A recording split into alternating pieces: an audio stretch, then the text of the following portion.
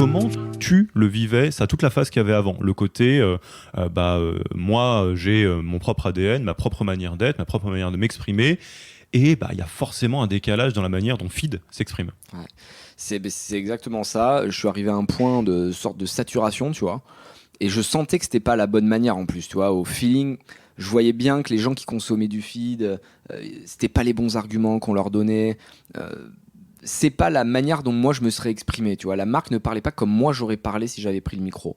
Et du coup, j'ai fait un comex avec mes investisseurs, avec mes head managers, donc tous mes grands responsables, et j'ai dit voilà, soit on aligne la marque comme moi je le pense et comme je suis, soit pas je m'en vais, mais tu vois, en tout cas ça va pas le faire, quoi.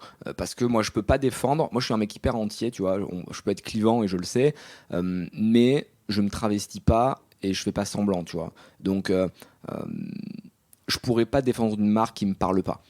Et ça va de la moindre musique choisie sur une de nos vidéos à notre site internet, en passant par le design des produits, par les recettes et compagnie, tu vois. Et du coup, on s'est dit, on va tout reprendre from scratch, on va réinventer complètement la marque et on va faire la marque qu'on aurait voulu depuis le début. Et c'est-à-dire que la marque qu'on a lancée là, le 18 mars, c'est la marque telle que je l'imaginais depuis le début, mais que j'avais pas assumé, tu vois. Donc c'est un peu comme si tout ce qui s'était passé avant, pour moi, c'était un brouillon, et ça m'avait permis de faire plein d'erreurs pour justement m'adapter, écouter les clients et leur renvoyer à la fois ce qu'ils attendent et ce que moi j'aime, tu vois. Et c'est un mix de ce que veut le consommateur et de ce que moi j'apprécie.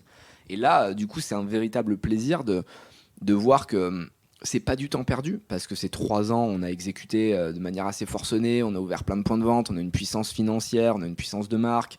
Tu as 65% des Français qui connaissent Feed dans les grandes villes. Enfin, tu vois, c'est une notoriété qui est dure à obtenir aussi vite. Donc c'est pas dramatique, on n'a pas perdu du temps, on n'a pas perdu de l'argent, mais simplement on a su rester agile, on a su écouter aussi, parce que le consommateur a toujours raison, tout en prenant du plaisir. Et donc je pourrais te raconter comment étape par étape on en est arrivé là, mais ça a été vraiment long et fastidieux, quoi. Si ça vous a plu, abonnez-vous à Yaniro Podcast et à la newsletter Yaniro en allant sur le site www.yaniro.co. Bonne écoute.